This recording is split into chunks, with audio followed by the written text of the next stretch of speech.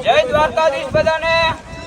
અત્યારે પિંડારા ગામે મિત્રો સુંદર મજાની સપ્તાહનું આયોજન કરે છે મિત્રો દુર્વાસા ઋષિના સાનિધ્યમાં। ત્યારે પિંડારા ગામે અત્યારે બધા મિત્રો કહે છે કે દેવાય તાબા ગોદરને યાદ કરો। ત્યારે હે જીતારા રે હે વિનાનું બોદર આસનું આહીર કુડ બોદર આહીર કુડ